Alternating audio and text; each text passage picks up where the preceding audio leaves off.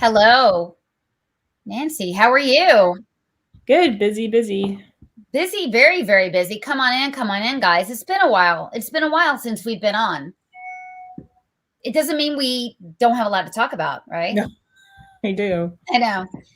Yeah. So tonight's going to be kind of an update and kind of some stuff that you guys did not know that you may not have known, and it's about, and we quite honestly did not know about this until This is brand new for yeah. us. Yeah, it's brand new for us because we've been thinking, we as activists have been thinking about, okay, who are the groups, who are the government actors, what's going on as far as that goes. People pushing critical race theory and transgenderism, etc. But this weekend, we found ourselves under attack by a couple of crazies, really, who were trying to justify pornography being inside of the schools. Mm-hmm. Every excuse under the sun. What are some of the most brazen ones that we got? One was, well, they're under review now, so what's the big deal? And my point is, how are they there in the first place? And what is the process by which, because it's more than one book. I mean, everyone's focused on this one book, Gendered Queer, because of the graphics, but I've read other ones and they're just as graphic, and they're multiple. So the question is, what are we doing here, librarians and teachers? Are you even capable of recognizing porn anymore? Yeah. So, and then another one that was very common was, well, it's safe sex. And so they're learning safe sex. And then a third one that was really common was, but it's out everywhere in the world anyway. This is, yeah. And this is from her. And so so be nice to sex workers. This woman's name is Christy Croft. And here's how we came upon this whole situation and this whole problem. So Christy Croft, she goes on to our Education First Alliance Facebook page. She calls us ignorant and morons, and that we're trying to demonize LGBTQ people, which is a complete lie, because as we know, most all gay people do not want pornography in the schools, period. I mean, she acts like that gay people are unicorns, right? And think totally different than the rest of us. They don't. But this woman, this Be Nice to Sex Workers, is promoting prostitution. She's condoning pornography and condoning pedophilia. But she works for North Carolina Coalition Against Sexual Assault. You can't make this up. And so the thesis over there and North Carolina Coalition Against Sexual Assault is the way you prevent sex trafficking and child exploitation is through pornography. Seriously. She links to it. She has an open Facebook site for her work, and she links to a TED Talk where a social scientist starts talking about how actually pornography can be good for kids. Porn literacy. Right. So this seemed kind of concerning to me if they were involved with school advocacy. And we looked into the group and looked at the board, looked at the people who were on the board, which included not just this person who's obviously active in Orange County, but also a board member from Wake County Board of Education. Monica Hofsler. Mm-hmm. And and I realized when I looked at their website that they had a lobbyist, and she's a registered lobbyist for multiple different advocacy groups. So this lobbyist, her name is Sky David, and the guy you see grinning in the background is John Lewis. John Lewis is a former lobbyist for NCAE, for the lobby of NCAE. That's a radical teachers organization. And so what Sky David is going and cozying up to all the legislators on the left and the right, she is now asking for, comprehensive sex ed. So if you guys know what that is, it's called porn literacy. So that's one thing that her group is asking for. And another thing they're asking for is to, believe it or not, this is really crucial, you guys, is to remove the gender language from the rape statute. And they want to remove the term vaginal that is defined under rape. It's Article 7B, it's 14-27.20. And it says at one point, a victim who is physically unable to resist an act of vaginal intercourse or a sexual act. They want to remove vaginal from vaginal intercourse. Right. And what that will do, guys, is that means that women and girls, our girls, will not get special protection anymore, because it would be a girl and a guy thing. That means that girls can share the bathroom, right, in the locker room. Once they remove that from the laws, what they're going to be doing is sharing bathrooms, etc. So this is Sky David and John Lewis. They're from New Frame Lobbyists. New Frame Lobbyists. You're looking at them with John Bell. John Bell is one of the most conservative reps up in the House. I think he's a leader, etc. Now, to be clear, I want to tell you this, guys. These two lobbyists, they also represent firemen. That's a good thing, right? We want that. But look, let's face it.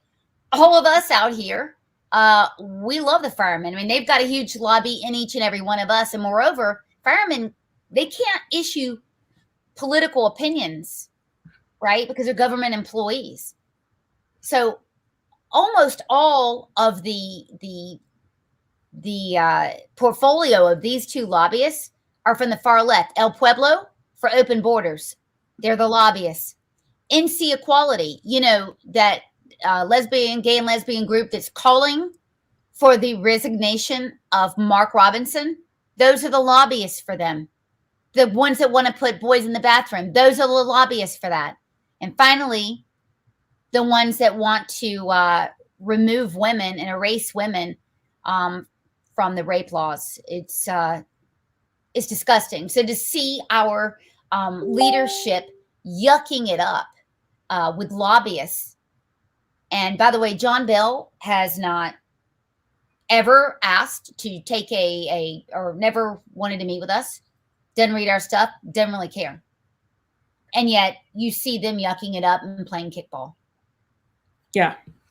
On the website for the NCCASA, the Coalition Against Sexual Assault, of which Sky Davis is a lobbyist for and has her picture on there, they specifically have a legislative action pamphlet, PDF, where they call for the removal of vaginal from vaginal intercourse in the statute. But they don't have an explanation of why, other than to make the language gender neutral. I am not a lawyer, but I've been reading through, trying to understand. Doctor. Trying to understand these bills. Who has vaginas, Nancy? Yeah, women. So, but so then I asked myself, you know, just to follow my pattern of thinking with this is, well, is there no repercussion for penetration, say anally or orally or something like that? Is that the issue here? But there is, but they're defined as sexual acts. And so there's rape, which is the vaginal intercourse, technically, legally, according to the statute that I'm reading. And then there are sexual acts. So there are, sorry, I'm trying to bring it up here so that first degree. It's not an easy topic. It's not an easy topic. So people are covered if they are forcibly penetrated in other body areas. So, and it's defined by law, and they're still class, 1B felonies. So exactly what this would do by taking vaginal out of the bill, I can't see what it would do other than make it politically correct. Correct. Well, according to far left activists. Yeah. It's not making it politically correct. It's erasing women. It's erasing women and girls' protections here. And this dynamic duo, who thinks quite a lot of themselves, by the way, is yucking it up with yet another Republican who, they all go on this little podcast.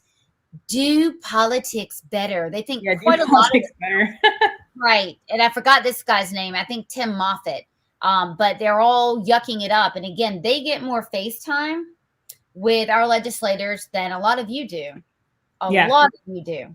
Yeah, they have kickball games on the mall, and a lot of selfies posted. And it's a shame because there are some aspects that they address, that are legitimate and are not necessarily evil, horrendous things. But when they go this far and celebrate themselves so much and lack, the humility needed to approach these issues, these very serious issues, For our children. Yeah. with logic and a clear head, it calls that, into question. And I'd also like to bring up the omissions that I see from their social media accounts. And maybe they posted it, but I missed it. So please fact check me, go investigate them yourselves. But I haven't seen for the Coalition Against Sexual Assault, or on Sky Davis's Twitter, bringing up these issues. I haven't seen anything about the concern for the significant increase of children coming across a border that is being left unenforced, along with the drug cartels that are taking advantage. Not one word. So for a sex trafficking group, I find that odd. I also find it odd for a survivor of sexual assault supporting group that they have mentioned nothing about the recent Loudoun County case, where a father was viciously mischaracterized by the media when he was trying to talk to the board in an open meeting about the rape of his daughter, and what just occurred in the courts in convicting the assailant as actually guilty. So this father was maligned in the press. He was painted as a far-right extremist, We all were, because of this poor man. When he was trying to get attention for the issues that are happening in Loudoun County with these gender-neutral bathrooms, and his daughter was assaulted. I don't see them talking about that at all. Well, they're not, because they're interested in pushing their agenda. I want to show you again. This is called New Frame Lobbying. This group, by the way, this guy, John Lewis, to me is a sick man. Is it Brian Lewis or John Lewis? Brian. Oh, well, we better want to make sure. I think it's Brian Lewis. Thank you for the correction. Pardon me. No, this is so new. We're like trying. We got to keep each other on track. This guy has pictures of this woman that I don't think they're married to each other, that's sexualizing this woman. I mean, you cannot make this up. This is the whole thing. What they're doing, again, spending. We've talked to legislators already about these two, and they're always there. They're always there. Again, they're getting FaceTime. Comprehensive sex ed is something they're pushing. And we have our sources that say when they're speaking to a Republican rep, they're very surreptitious about things, and they want to, downplay certain aspects. So they're going around downplaying the aspect, Nancy, of this bill. And they're not saying that, hey, this is going to make it a hell of a lot easier to get boys in the girls' bathroom. They're not saying that. And so, people might sign on to that. This is a very bad thing. We need to put them on blast. You need to call your reps immediately and say, what bill number is this? Can you? Oh, yeah. Let me. We cannot have Sky David and Brian Lewis of New Frame. Is it New Frame, Susan? Yeah, I think it's New Frame Inc. Follow them. We cannot have them prevail. I'm telling you. They represent very radical, very, very radical organizations like El Pueblo for open borders, Equality NC, which is a radical left LGBTQ lobby, and now North Carolina Coalition Against Sex Assault, which, please explain to me how providing pornography to children would lower the rate of sexual assault. Please explain to me how removing women's protections from rape bills would help with sexual assault, because it won't. Yeah, I don't understand that. And I don't understand the emphasis on this when there's so many other issues going on for teachers and for students pushing this agenda and claiming I would believe they were a nonpartisan, sexual assault group that supports women and people and victims of sexual assault, men too. But they're obviously not bringing up the things that could potentially hurt what they advocate for, even though those people are victims too. And I find that very disingenuous. And therefore, I really question their motivations. That's just me personally. And, for people who want to protect victims and everything and are advocates to come on the Ed First Facebook page and just personally insult parents beyond what is being posted. I don't think that represents that organization very well. No, it doesn't. It's somebody wearing a shirt that says whatever it said. Be nice to sex workers around children. If you're promoting prostitution as a means to protect women, no thanks. No thanks. Yeah. Yeah, this is the woman again. Her name is Christy Croft. And again, she works with the blonde that you saw. They're working together. Mm-hmm. Okay. And in a picture with John Bell, again, even though they represent firefighters, I believe they represent the Travel Bureau also. It doesn't matter. There should be these people should not be able to set foot into the GOP. I mean, after all, the standard bearer of our party happens to be Mark Robinson, and these guys are the lobbyists for people trying to take him out. Yeah, it's ridiculous. It's insulting. And these are aggressive people to the point where they don't even respect your opinion as parents as to what is appropriate in a school, and they will go to the lengths of saying, well, it's not really there because it's under review, or well, it's out in the world anyway, so your kids are going to see this stuff on cell phones anyway, which is kind of ironic coming from the same group of people who say schools should be safe spaces, right?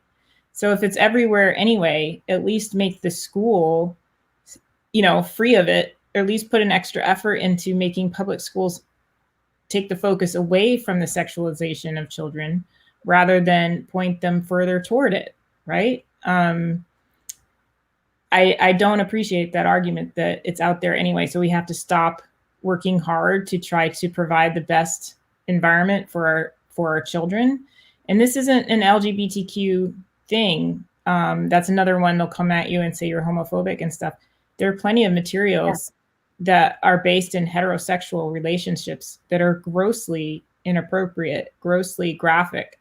One of them, I read this book, Out of Darkness by Perez, multiple graphic scenes of sexual abuse, multiple graphic scenes of masturbation, of rape, of graphic violence that has nothing to do with the purported story. It's not educational. It's gratuitous. And gay people do not want pornography in schools, period. And there's so much to read out there. You don't need this stuff. No, and when people come on and say you're insulting the gay community, it's like, no, sir, you're insulting the gay community by insinuating that gay people want this in schools. They absolutely do not. This is a bold-faced lie. We're not going to let them get away with that. So I want to move on to another lobbyist, because we've been talking extensively about a guy named Jamie Faulkenberry, who, well, let me just put this up here. As I said a lot, once we launched our Stop Spying on Children campaign, which had to do with stopping really surveys, critical race theory, etc., we had the Department of Public Instruction come down on us and target us, actually. And so we believe that we know the reason why. This is Jamie Faulkenberry. He used to work under Dan Forrest, and he was basically Dan Forrest's educational czar for years. And during that time, and even now, Jamie is married to a lobbyist, Amanda Faulkenberry, who is at Jason Dean's lobbying firm. So, this is the DPI, Director of Government Affairs. And he's Catherine Truitt's only, I think, conservative there that she hired. But he's married to a lobbyist who is repping products that contain critical race theory in it. But importantly, Amanda Faulkenberry is also the lobbyist for a company called East Point. East Point is putting in the school mental health clinics that we've been talking about, right? They can bill Medicaid for sure, and maybe even some third-party payers. These clinics are attached to social emotional learning and to the surveys. So what if you're thinking that Catherine Truitt is going to get rid of this stuff, you are sadly mistaken, because it's going to take money out of the pockets of her own top dog, Jamie Faulkenberry, who again was in the Dan Forest administration. I just read, Nancy, that Jamie Faulkenberry is starting an election integrity project now as well. So here you have a government employee involved in starting a 501c3 for advocacy, and he's married to a woman who's a lobbyist for products that contain critical race theory. I mean, the corruption. They really know how to make politics not just a career but a social life. I mean, it's really sad. We need to worry definitely about social emotional learning, how they're making it the focus of everything, how they're legislating for it, how already there exists qualified immunity for those who want to take it too far and treat kids, even though they're not therapists, et cetera. We've talked about Project Activate/Aware, which comes down the pipeline from the federal government with grants. Which Jamie Faulkenberry makes money for, presumably, I mean, when his wife's clients do well and land taxpayer money, taxpayer dollars. We have a government employee being paid every time his wife lands taxpayer dollars. Yeah. And East Point is a part of that now because phase 2 of that. So they did phase 1 with 3 counties, which were Republican counties, Beaufort, Cleveland, and Rockingham. Because they do it under the guise of rural health, I suppose. So maybe that lends itself to, because that's how they introduce the telehealth and the telepsych, which, on the surface might sound okay, but really you want the public schools handling that? I don't know. The government does not belong diagnosing and treating our children. So this phase 2 includes Nash County, which when I listened to the school board meeting for the last month, they work with East Point. So East Point will be involved. East Point focuses on the psychiatric element and substance abuse element. This is, something they're going to really want. And they've had meetings before with the NCDPI and Project Aware, where the representatives are there and where the East Point people are there, and they're very much for this program. Conflict of interest. Right. What we have is a conflict of interest. We filed an ethics complaint several months ago, I think in June. Catherine Truitt will not get rid of this guy. I mean, you're against critical race theory, really? And more importantly, none of the reps will. So none of the reps have spoken out. And so you've got every rep that knows this is going on and will not call it out. And so you've got both parties, you guys, are not representing the people. Why? Because they are elected to do a job for us. And if they're going to allow somebody that is making money off of critical race theory to stay in the DPI and not hold them accountable, then they're not with a damn. If you're going to see John Bell out there hobnobbing with people that want open borders, boys in our bathrooms, and to erase women instead of speaking out, why in the hell, Johnson County, what is going on? Do you know what I mean? They're not working for us. They're working to have fun and get themselves paid. This is corruption. And it's sad because I think just recently Johnston County worked pretty hard with the county, getting the county commissioners involved to get the board to pass, common sense policies for their schools to keep the oppression oppressor matrix out of the way of education. And so all of that hard work, and then you have a representative who is, not calling out CRT, not calling out this pornography, but instead has a relationship or is pictures posted with the very lobbyists that are lobbying for groups against Mark Robinson, who is the only person who has been willing to go in front of the camera and show these images and talk to the people about what's going on in our education system. Has John Bell, besides going to a fundraiser, maybe with Mark Robinson or whatever, has John Bell actually taken to the airwaves and said, this is not right to everybody? Has he told these two activists he's an arm in arm with that, no, open borders is not okay. No, boys in the girls' bathroom is not okay. No, porn literacy is not okay. In between kickball, did this guy, I'm sorry, I am pissed off tonight. Yeah. And isn't there a question as to if he's going to be a future speaker or something like that? And so, are they hobnobbing with him for that power play? Well, I mean, yeah, absolutely. And it goes on. I mean, they're yucking it up. I mean, again, you've got, our Republican reps doing that. This is a guy who was Jamie Faulkenberry's right-hand man, and his wife, who has 2 educational companies that contain critical race theory, paid for by state taxpayer money. And as Nancy was telling you, a on-site psychiatric clinic in schools, which uses, by the way, panorama surveys and social emotional learning. And these people are attacking us. This guy has written letters about us, Nancy, calling us grifters. This makes me really pissed off, actually. This guy called us grifters. And look at who's starting a 501c3 for voter integrity. You cannot make this up. Yeah. I to be transparent, I haven't made or collected 1 cent for, any reimbursement or anything for traveling and talking with people or going to board meetings or listening to state board meetings or doing the research or trying to keep people informed or anything. It's not like it was funny. I was talking to someone about some of the stuff I was researching with this most recent coalition against sex assault, and they just looked like gray and the color drained, and they're just like, ugh. I mean, it's not fun. This is not fun. It's not. We're not making money. This is,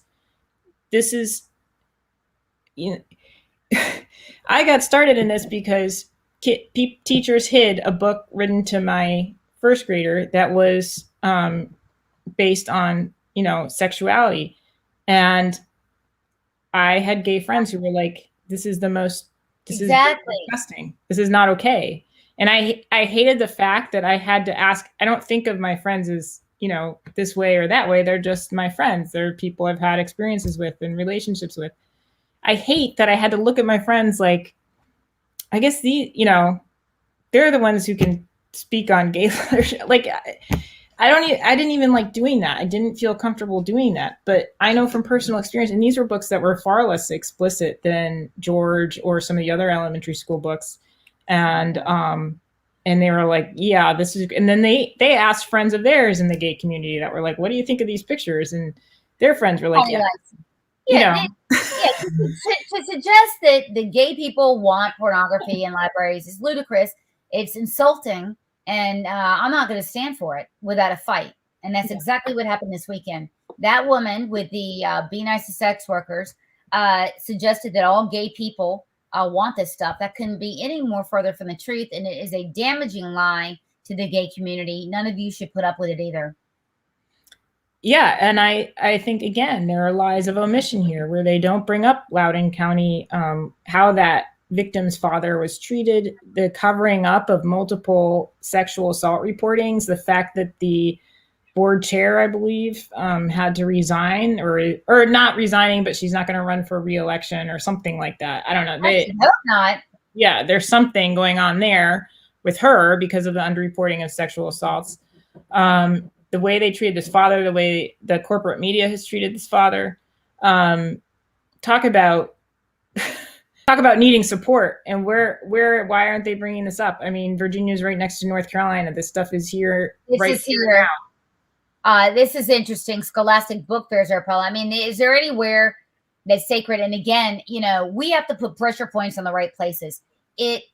I'm telling you, to see our reps here ignoring the corruption in the DPI, arm in arm with people that are pushing this stuff down on us.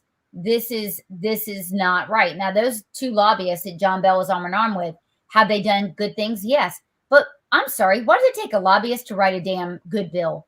Why aren't our reps doing it? We don't need a lobbyist to write our bills for us, whether they're good or bad, period. I mean, we don't need to have that. So if there needs to be a law to protect certain things, I think the legislators should be representing the people. They need to do their jobs. And again, Jamie Faulkenberry cannot be, he is not credible. He cannot be driving the decisions at DPI, making himself richer while the rest of us suffer with this. It cannot be.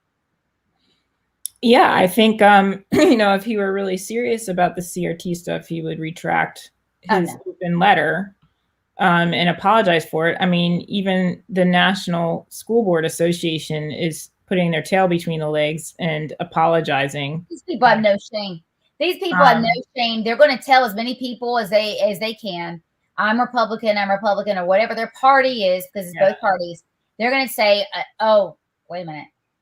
She's a liar. Remember, we are liars. Oh, yeah. Yeah. So, well. No, I mean, go again. Like I said, it's the the North Carolina Coalition Against Sexual Assault. Go to their website, read their legislative action pamphlet for 2021, which crosses out vagina from the rape definition in the law. That's biological. That means biological woman. They're taking biological women away and girls from having protections. Yeah. And there are parts of the law does cover other aspects of forcible sexual assault. It's just defined slightly differently, partially because of the fact that if you rape a biological female and they become pregnant, there's laws to decide what happens with that child. But anyway, what I'm saying is people are covered. There's no reasoning for this beyond just erasing biological gender from the law. This is the woman doing it. Research that yourself. Research this frame law. What is it? Law frame or something in there. New frame. These are the two cretins that are pushing this to remove women. These two. Yeah. So Sky Davis is on Twitter and Sky David, SK. Sorry, Sky David. David, well, she blocked me because I got pissed off this weekend and tagged her on a bunch of stuff. Well, I mean, selling our children out. Yeah. Spending all of this time and then playing like it's a game. This is not a game, lady and gentlemen. This is not a game. These are our children. It's not your children that you give a damn about. I mean, after all, this guy was a lobbyist for NCAE. Yeah. And he's an NCAE lobbyist. Yeah, you can't make this El Pueblo. These are open borders. These are the most radical open borders. How can you be for open borders and against sex trafficking? I mean, those seem to be conflicting. How can one of the protections is to have like a strong border with people looking out for people being trafficked. How can you be pro pornography and prostitution on the one hand, and then want to protect children from being sexually maligned on the other? Yes, that's her, Susan. Yep. And you need to let your legislator know that Sky David is pushing legislation that will erase women and girls from sexual protection from rape. They want to change the biological women part. That way, women don't need protection, girls don't need protection, which means anything goes in the bathrooms and the locker rooms. Because after all, if biological women are removed from having protection, I mean, right? They don't need different spaces. This is evil. Yeah, and it's all a distraction from the real issues going on, which is that there's a huge federal push, money push to manipulate children with these social emotional learning curriculums. Bureaucracies are enriching themselves off of it. They distract from real academics. It's not what it was originally intended to be any longer. The focus has swung way too far into this quote unquote mental health in schools bit. And these are not people who are qualified. I'm sorry, but these are not people who are qualified. Jamie Faulkenberry qualified to. Oh no, he just got a raise, by the way. Didn't you know? He just got a huge raise. So not only, get this, not only is his wife making a killing lobbying for CRT, a killing. He just started a 501c3. He's going to be making a killing, and he got a raise.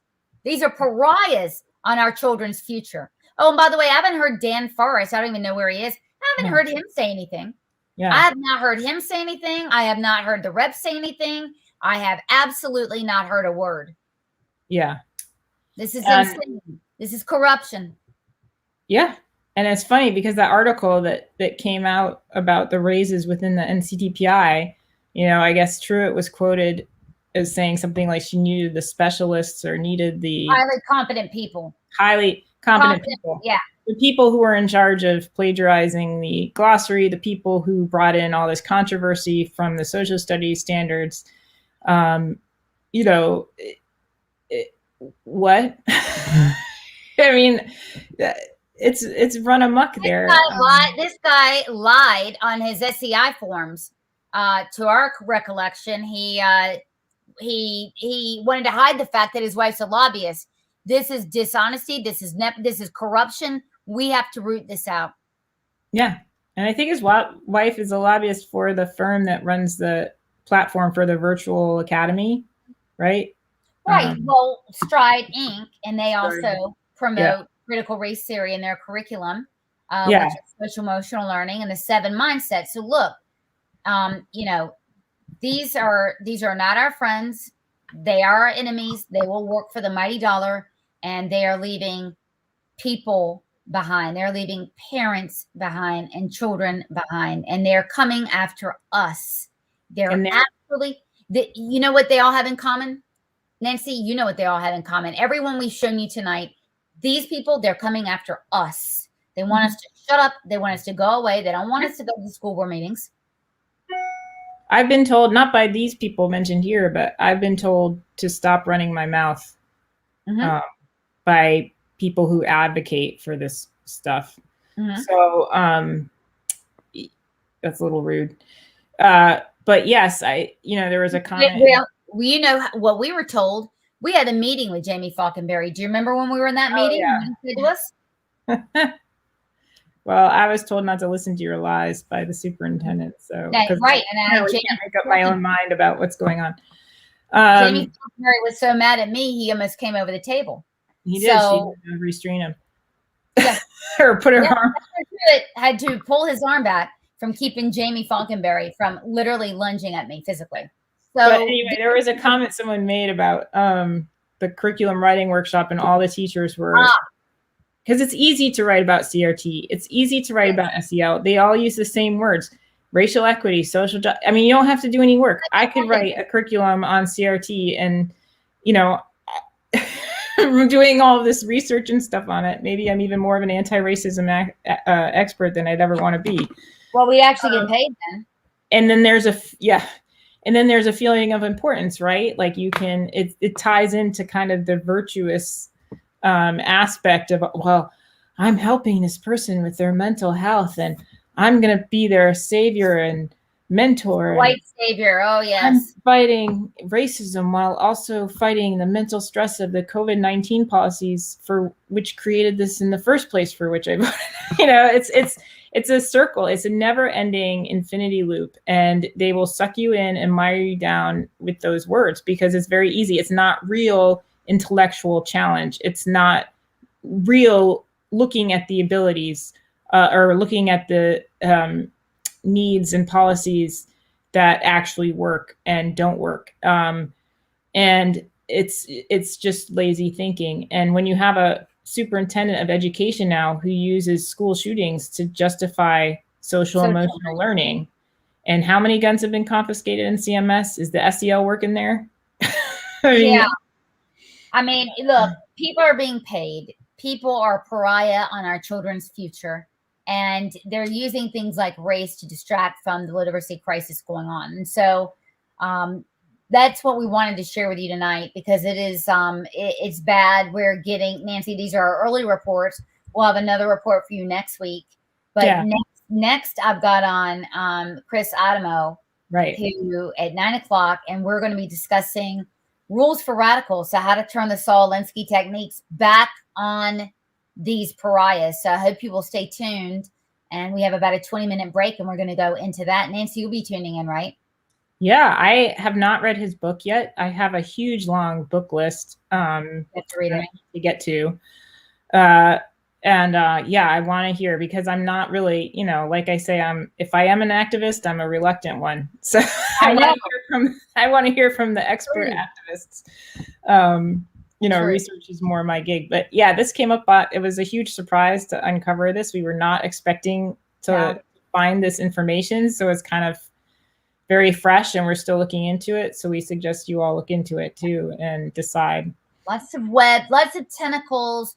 But when we're looking at lobbyists that are pushing this crap, we did not even know that 501c3s like us, but on the other side, had lobbyists. That was just crazy. And so we're sort of picking up on this theme of like these people having either being married to people that can do favors, or spending lots of FaceTime, or playing kickball, or whatever. And they get the FaceTime and they get to push, and we don't have that. And so we're really going to start bringing this more to the fore, because they're part of the problem. The lobbyists are part of the problem, and the government officials that are married to lobbyists are more of the problem. So with that, we're going to write to your reps and tell them who these lobbyists are, and you're watching.